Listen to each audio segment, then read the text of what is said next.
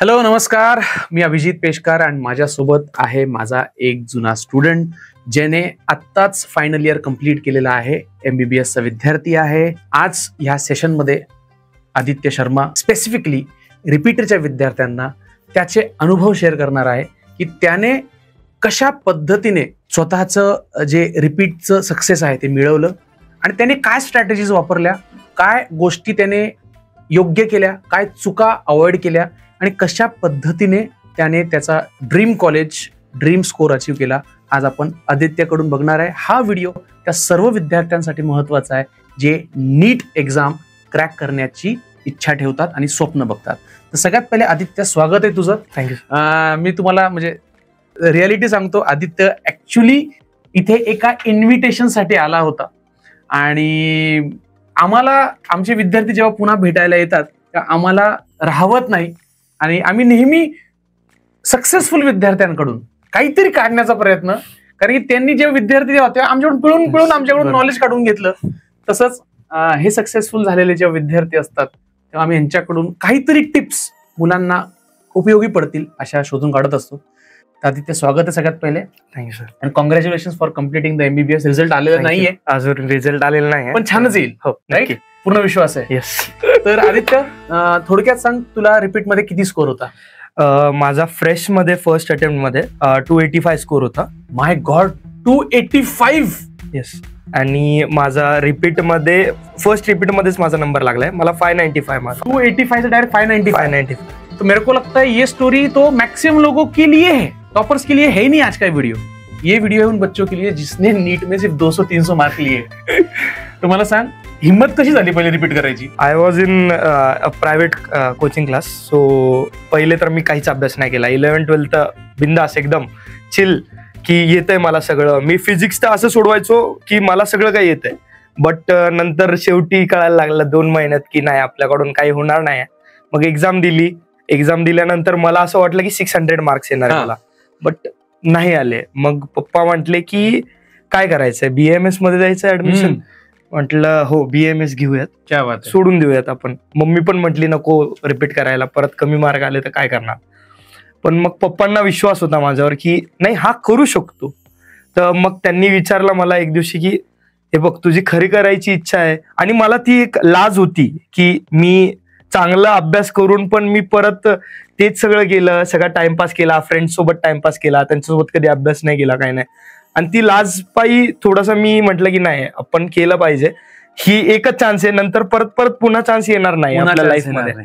So मग मी थोडासा विचार केला की करू शकतो आपण, जर 0 पासून स्टार्ट केलं तर करू शकतो. सो मग मी आलो फर्स्ट डे आणि मी लेक्चर्स अटेंड केले. मग मला थोडंसं वाटलं की नाही, आपण करू शकतो. मग मी पप्पांना म्हटलं घरी जाऊन की असं असं आहे. मग पप्पांनी ऍडमिशन वगैरे करून दिलं. आणि त्याच्यानंतर मग मला एक नॉलेज मध्ये एकदम असं वाटू लागलं की मी जे पहिले शिकलो होतो 11-12 ते काहीच नव्हतं. आणि मी ती 0 करून मग मी स्टार्ट केलं. येत होतं मला बरं, म्हणजे असं अज्युम नाही केलं. 2 प्रकारचे अझम्पशन मुलं घेतात. एक, तुम्हाला सगळं येतं. हा, येत असतं बऱ्याच पोरांना. फर्स्ट फ्रेशर मध्ये शिकले पण नंबर लागला. ते ओव्हर कॉन्फिडन्स आहे. You have to be a 0 when you restart. Under confidence पण नकोय. अंडर कॉन्फिडन्स पण नकोय. Yes, exactly. मला काहीच येत नाही हा पण जे निराशा नको, आणि मला सगळं येतं हा, हे पण एक्झॅक्टली.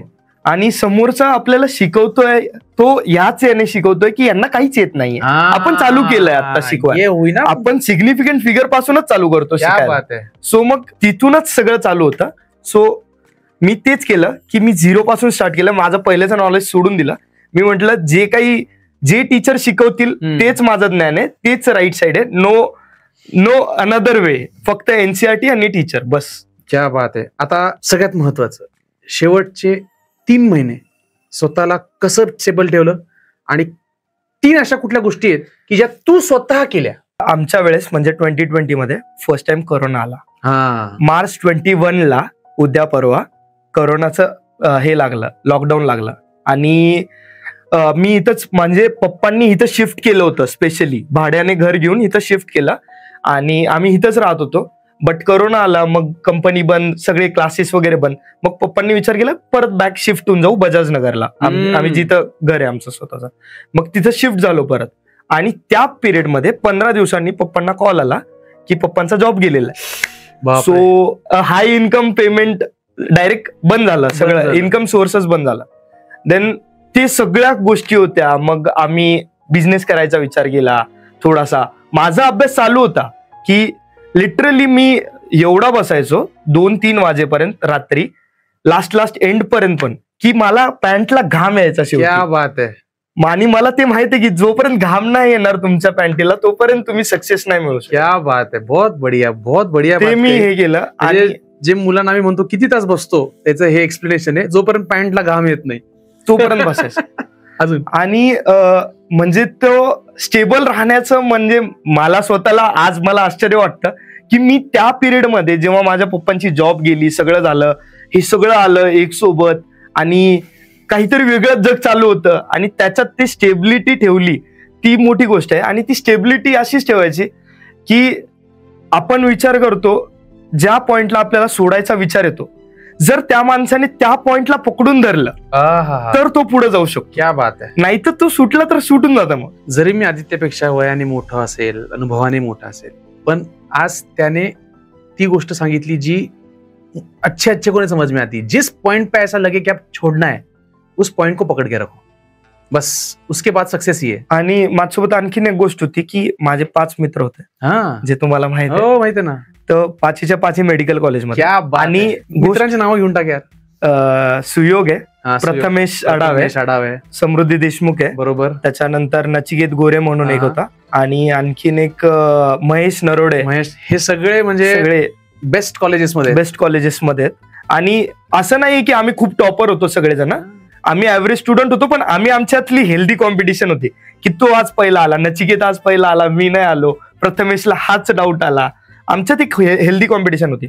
मग एक टाइम हा पण आलता माझ्या लाईफमध्ये की मी सगळ्यांना कॉल केला, म्हटलं माझ्याकडून होत नाहीये, डेट पुढं सरकत चालली आहे, माझ्याकडून काही होणार नाहीये, मी सोडतोय आता. बरं. पण त्यांनी मला कॉन्फिडन्स दिला की हे बघ किती तू म्हणजे तुला परत रिपीट करावंच लागणार किंवा BMS घ्यावं लागणार, मग तू हे सगळं करून काय फायदा, तू अभ्यास केलायस एवढा सगळा चांगला, तुला मार्क्स येत आहे टेस्ट सिरीज मध्ये, तर मग तू ते त्याच्यावर वर्क कर, कंटिन्यू कर, आम्ही आहेत तू सोबत. म्हणजे एक मोटिवेशन लागतं. हा, मोटिवेशन.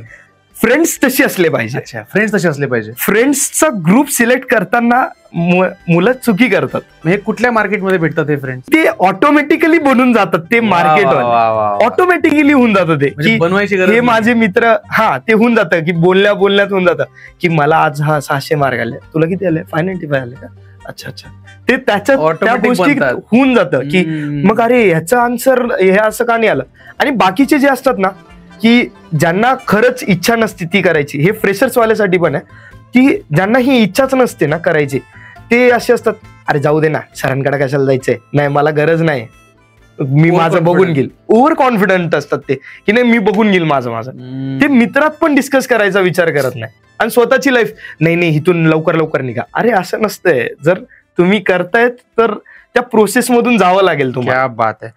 आता शेवटच्या 2-3 महिन्यामध्ये सब्जेक्टला तू कसं इम्पॉर्टन्स दिलं? मी फिजिक्सचं सांगतो पहिले तर. फिजिक्सचं माझं एक फॉर्म्युला बुक होती, क्लीन क्लिअर. माझं ती फॉर्म्युला बुक मी लिटरली सगळे फॉर्म्युले त्याच्यात लिहून काढले. आणि मी आजपर्यंत खरं सांगतो, मी बाकी काहीच नाही केलं. मी काहीच नाही केलं, मी फक्त फॉर्म्युला बुक. माझं लिटरली असं व्हायचं की हफ्त्यातून माझे जास्तीत जास्त 100-200 MCQ सॉल्व्ह व्हायचे. ठीक आहे. आणि माझी जास्त इच्छा नाही व्हायची, पण माझं असं होतं 30-40 25 क्वेश्चन तरी सॉल्व्ह होतात. 100 तर होत आहे. वरचे 15 जे आहेत त्याच्यातले 2-4 तर सेमी कंडक्टर ते तिकडचे थिअरी असणार आहे, तर थिअरी वाचून घ्यायची ती तिकडची NCERTची, आणि ही फॉर्म्युला बुक. सो मी मग कंटिन्यू फॉर्म्युला. आणि मी असं नाही करायचो की आता संडेला एक्झाम आहे 720ची, ह्या सिलेबसची एक्झाम आहे तर त्या सिलेबसचा अभ्यास नाही, आपण पूर्ण अभ्यास करायचा. ती एक्झाम चालू राहील, त्या एक्झामचं त्या एक्झाम मध्ये निघून जाईल. जर कमी आले तर तुमचा कोणता वीक एरिया आहे तो तुम्हाला कळेल की हा ही तर कमी आहे मला. म्हणजे एक्झाम देत राहायच्या. केमिस्ट्रीमध्ये असं होतं की मी NCERT केली याला आपल्या इनऑर्गॅनिकला. ऑर्गॅनिक इज लाईक चव्हाण सरांनी जे शिकवलं होतं तेच मी रिपीट करत गेलो. आणि MCQ सोडवायचो मी. केमिस्ट्रीचे MCQ सोडवायचो, मला जास्त सोडवायचो. तुला केमिस्ट्रीमध्ये? मला 145 होता. हो, गुड. माझं सगळ्यात पक्क होतं जे फर्स्ट असतं इनऑर्गॅनिक, ऑर्गॅनिक आणि फिजिकल माझं पक्क होतं पहिलेपासून, की माझ्या तोंडावर रटलेल्या होत्या गोष्टी. तर मी एनसीईआरटी पण पलटली तर मला लगेच माहित असायचं की ही लाईन हित आहे. सो मग माझा एखादा प्रश्न विचारला केमिस्ट्रीचा, आता आयसोथर्मल प्रोसेस काय सांग? आयसोथर्मल प्रोसेस पण नाही आठवत. अरे खरंच नाही आठवत, ते एवढ्या बुक झाल्या आता. ग्रेट. आणि बायोलॉजी मध्ये किती स्कोर होता? माझा बायोलॉजी मध्ये 345 होता. क्या बात आहे. त्याचा अभ्यास शेवटी कसा? माझं असं होतं की मी आज माझं एक शेड्यूल असायचं की मी आज बायोलॉजी करणार तर मी बायोलॉजीच करणार दिवसभर. सो मी सकाळी एक दिवशी माझा हा रियालिटी आहे, शिंदे सरांकडे होतो मी तेव्हा. सो मग मला बायोलॉजी मध्ये पहिले येत नव्हतं, चांगलं यायला लागले मग. आणि दसऱ्याचा दिवस होता. दसऱ्याचा दिवस म्हणजे सगळीकडे एन्जॉय करणार आहे, सुट्टी असणार. मी विचार केला सकाळी 7ला बसूयात. मी सकाळी 7ला बसलोय, रात्री 8 पर्यंत माझं 11th एनसीईआरटी संपलेलं होतं. क्या बात आहे. दिवसभरात. क्या बात आहे. आणि मी मेसेज केला नंतर सगळ्यांना की बाबा माझं संपलंय आज. क्या बात आहे. मी आज दसऱ्याचा दिवस दसरा मनवलाय मी, एन्जॉय. सो मी विचार केला होता की दिवाळी आपण तशीच एक्झाम नंतरच मनवायची, आपल्याला एन्जॉय करायचं. सो मग मी तेच केलं. आणि शेवटी पण बायोलॉजीचं हे एनसीईआरटी एमसीक्यू सॉल्व्ह करत होतो. जेवढे टेस्टचे पेपर आहे ते मी परत सॉल्व्ह करायचो. कारण कसं असतं, एमसीक्यू इज वास्ट आणि टेस्ट मध्ये जे येतात ना ते तुमचे लिमिटेड क्वेश्चन असतात, ते स्पेशलच क्वेश्चन असतात.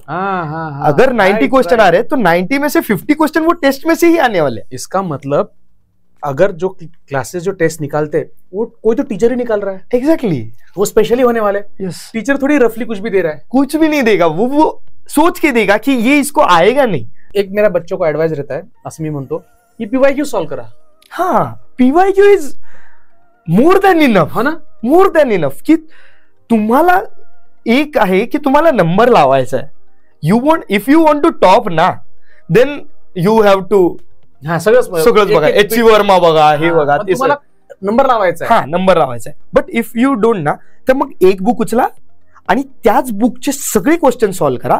1000 वेळा सॉल्व्ह करा. एक बुक 1000 वेळा सॉल्व्ह करा.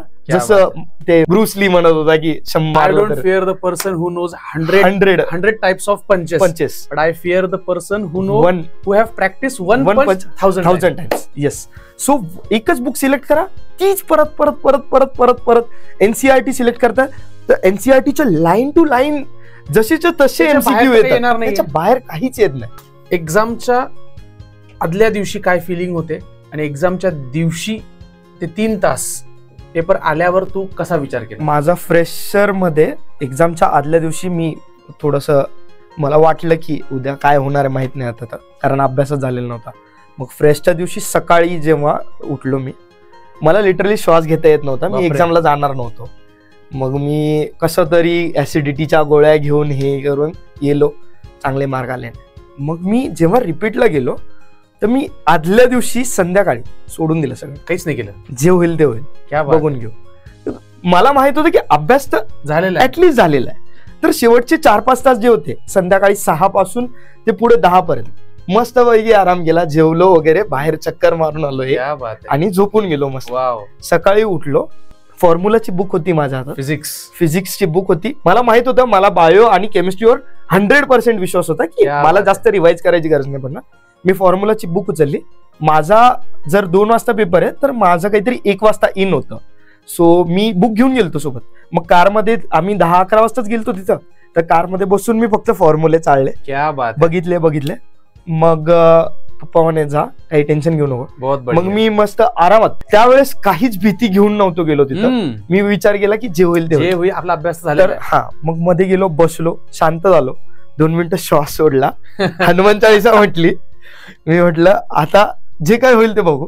पेपर आला, माझा पहिला बायो सेक्शन आला. मला I done bio in 27 minutes. क्या बात है. 27 minutes with round, with circling in 27 minutes. क्या बात है. दॅट स्पीड ती कुठून आली ना, ती पॉवर, हनुमान चालीसा ती कुठून पॉवर आली ना, लेजिट मला आज पण माहित नाही की मी जेव्हा टाइम बघितला आणि माझा जो स्पीड होता, पेपरचा आवाज येत होता ना, खडखड खडखड ते सट सट सट सट आणि पुढे घेतोय चालू आहे, त्या मॅमने अक्षरशः शेवटी येऊन, ती जी मॅम आहे समोर उभी, मी फर्स्ट बेंचवर होतो त्या दिवशी, आणि मला त्या मॅमने येऊन विचारलं कोणत्या क्लासेसला. क्या बात आहे, बहुत बढिया. मी सांगितलं असं असं क्लासेस. अच्छा म्हणे माझ्या मुलीला पण टाकायचं म्हणे, तू एवढं चांगलं सॉल्व्ह करत. म्हटलं सॉल्व्हचं नाही, ते झालेलं आहे एकदम. मग केमिस्ट्री सॉल्व्ह केलं, मग फिजिक्स शेवटी ठेवलं मी. फिजिक्सला माझ्याजवळ खूप टाइम होता, पण फिजिक्स मध्ये माझ्या ज्या चुका झाल्या आहेत ना, त्या म्हणजे मी दोषी आहे डायरेक्ट, मला जेलमध्ये टाकलं पाहिजे. Significant figures, semi conductors, means logically एकदमच ज्या सोप्या गोष्टी होत्या त्या चुकून आलोय. बाकी सगळ्या चांगल्या गोष्टी करून आलोय. आणि तिथं असं असतं की तुम्हाला 2-4 क्वेश्चन येत नाही, मुलं सोडून येतात, काही सोडून येतात की निगेटिव्ह मार्किंग आहे. पण मी असा विचार केला की जर ह्याच्यातून एक जरी बरोबर आला आणि 4 चुकलेले असले, त्याची निगेटिव्ह मार्किंग हा इक्वल करून घेईल. मग मी ते सोडवायचे ट्राय केले की बाबा ते पण आता जे सिग्निफिकंट पेअर हे चुकले होते माझे, त्याच्या जागी भारी भारी क्वेश्चन बरोबर येऊन गेले माझे. सो मग ते कव्हर अप झालं सगळं. म्हणजे मला 120 मार्क होते फिजिक्स मध्ये, जे की एक ड्रीम असतं रिपीट विद्यार्थीसाठी. एक्झॅक्टली, हो ना. बस म्हणजे ज्याला 285 मार्क पडतात त्यासाठी 120 म्हणजे डोक्यावरतून पाणी असतं. आणि मी निघालो आणि सरळ इथं आलो क्लासवर. सरांना पेपर दाखवला, हा पेपर आहे. नाही आदित्यची मी तुम्हाला एक गोष्ट सांगतो. आदित्य ना हा त्या विद्यार्थ्यांपैकी आहे जो कनेक्टेड आहे शिक्षकांशी आजही. त्याचे प्रत्येक शिक्षक, केमिस्ट्री, फिजिक्स, बायोलॉजी, आणि मी तर म्हणतो त्याच्या स्कूल टीचर सुद्धा तो कनेक्टेड असेल. तर मी त्या गोष्टीबद्दल आता बोलेल जी तो नाही बोलला, की the bonding he has with his parents and teachers. वडिलांना फ्रेंड सारखं जे त्यांचं बॉन्डिंग होतं, बरोबर ना. हा, फ्रेंड्सच होतो, बट एक लिमिटवर. हा, पण एक मला असं वाटतं की सपोर्टिव्ह नेचर, सपोर्ट खूप होता आणि आईचाही वडिलांचा दोघांचा. टीचर सोबत तर तो म्हणजे आता मी तुम्हाला रेकॉर्डिंग ऐकवली असती, तो हे नाही म्हणत की सर कुठे काय, सर आहे आलोच मी, म्हणजे इतकी अटॅचमेंट आहे. तर ही गोष्ट सुद्धा विद्यार्थ्यांना तुम्ही लक्षात ठेवा, मॅटर करते यार. फ्रेंड्स मॅटर करतात, टीचर्स मॅटर करतात, आई वडिलांचा सपोर्ट मॅटर करतो, आणि स्वतःचं विल पॉवर हे मॅटर करतात. आणि त्यासोबत अभ्यास तर आहेच. अभ्यास तर सेकंडरी गोष्ट होऊन जाते. अभ्यास तर होतोच, मग होतोच. हे सगळं एक लाईन मध्ये चालायला लागतं ना, की मग तो ते 3 इडियट्स मध्ये म्हणत नाही का, तुम्ही तिकडं सक्सेस येईल तुमच्या मागे. बरोबर आहे. तर खूप खूप शुभेच्छा. Thank you sir for completing the MBBS successfully. तू खूप पॉझिटिव्ह विद्यार्थी आहेस. थँक्यू. असाच राहणार आहेस, सुंदर डॉक्टर बनणार आहेस. तुझ्याकडे येणारा पेशंट म्हणजे आता खुश होऊन जाईल एकदम. आणि पुढे सुद्धा PG करणार असशील तर खूप खूप शुभेच्छा. आणि मुलांना गायडन्स दिलं. All the best guys. तर आपणही तुमच्या वतीने मी त्याला थँक्यू म्हणतो. आणि असे बरेच सक्सेस स्टोरीज आपण आणत राहू. तुम्ही फक्त अभ्यास करत राहा आणि ह्या चेअरवर येऊन बसण्याचा विचार करा. क्या बात आहे. आणि खरंच I am proud of my students. They make me feel proud. So thank you ही फिलिंग मला दिल्याबद्दल. ठीक आहे. तर see you soon the next podcast. Till that time be successful and be strong. All the best.